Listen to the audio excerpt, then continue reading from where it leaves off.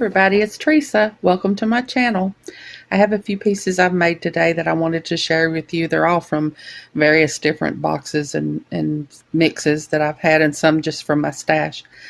This first piece is just a little simple bracelet that I did. These blue beads came from the curated bead box that I got. I really love these blue beads.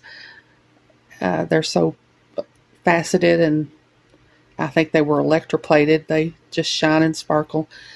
Some bead caps from my stash, and I did some wrapped loops, and then I just did half the bracelet with the beads, and I did half with this chain I got. I got this chain from Beadbox Bargains when they had a lot of chain on sale. It's got some bigger links, and I really like the bigger links sometimes. And this is just one of the toggle clasps I got from Beadbox Bargains. I don't know if it was the hammered or the dimpled. I'm not sure which that was, but that was one of them. I tried to resist the urge to put a dangle on it because I seem like I have to put a dangle on everything, but that little cutout moon link was the only one I had left, and he just looked so lonely. He looked like he wanted to be on a bracelet. I just couldn't help myself. So I used him in one of the little blue check glass stars we got in the last bargain bead box. I know I put probably too many dangles on things, and I know a lot of people don't like dangles, but I figure if somebody wants it and they don't like the dangles, I can always take them off. This next necklace is one that I made from one of the Jesse James bead mixes. I got the Bing Cherry mix. All the beads in it are from the mix except this little heart down here I had in my stash. I used it as a pendant, and then I hung it on some chain that I had. And there's a couple little daisy spacers in there that I had in my stash, but everything else is from the mix. I just did like a rosary link chain. I know y'all probably getting tired of seeing that because I do that a lot, especially for somebody who used to shy away from wire because it intimidated me so. But I seem to reach for it more than I do bead stringing wire these days. And then I just did all the different shades of red. These were a couple of bead caps that came in the mix. I just put one there. And then these are the bigger teardrop beads with the bead caps that came in the mix. And then there's another, I put the bead caps on the other side of the red bead there. And then I just did some more of that chain like it's down there at the focal. And then I did a lobster clasp and an extender chain. I made a little pair of earrings to go with it, with those bigger teardrop beads and the bead caps and a couple of the little red beads at the top. I just did wire wrapped loops at the top of the teardrop beads and some simple loops with the little red beads, and I put them on some Libra back ear wires. This necklace is another one from one of the Jesse James mixes. It was the Earl Grey mix. And I picked out all the silver that was in the Bing Cherry mix, and I got them mixed up. I don't know what was from what. I know this little owl was from the Bing Cherry mix, and this heart was from the Bing Cherry mix, and probably some others. I don't know for sure. I didn't know for sure if owls and hearts go together, but it was in the same mix, so I figured it probably did. I don't know. But and it's pretty asymmetrical. I thought about trying to do it on video, but it would have been a very long video because I don't know what my plan is when I start one of these. I work from the pendant up each side, and I don't really know until I just do it which beads I'm gonna put where and all that kind of thing. And so I just hung the little owl from some chain, some textured silver chain that I had in my stash. And then these little heart beads were from my stash. The big heart bead was from the mix.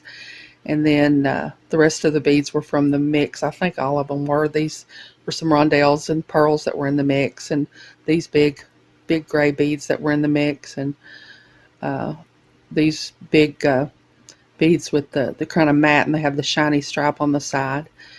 And then I took some of the chain reaction that I had, and I took it apart, and I put it in a different way, and I put a little rondelle between the links. This was the rondelles that came on the chain. I just rewrapped it myself, and then I did some more of the textured chain, and then I did a lobster clasp and an extender chain, and I put a little owl that I had in my stash as a little dangle on the extender chain. I thought he kind of matched the little owl down here kind of well.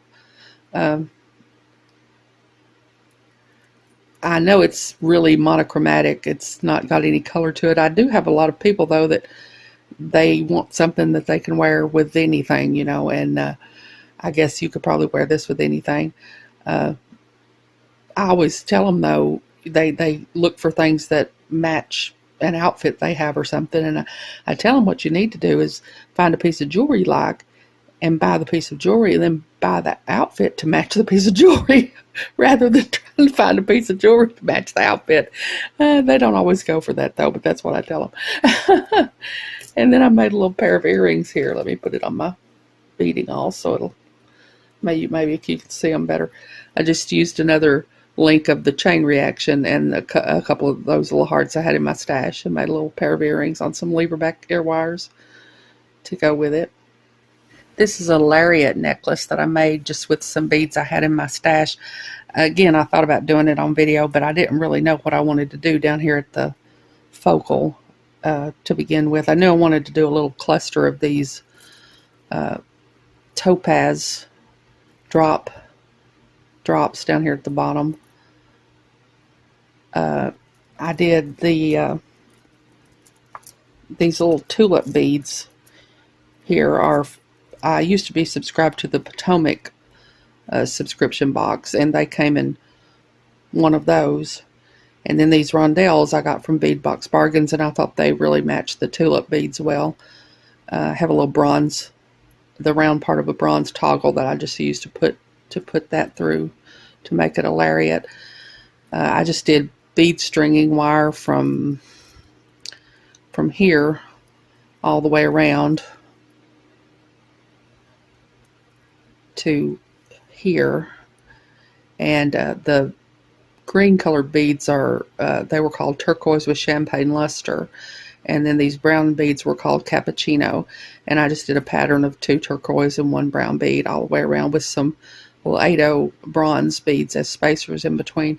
And then down here I just did some simple loops with a couple of the turquoise beads and the brown bead and the tulip, and just put it through this toggle here to make a lariat. So that's everything I have to share with you today.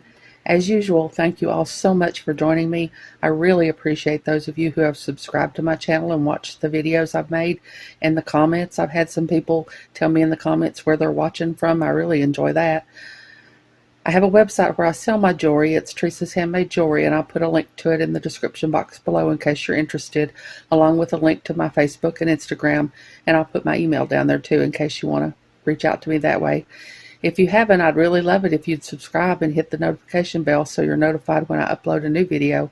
So until next time, I hope you all have a great day. Take care.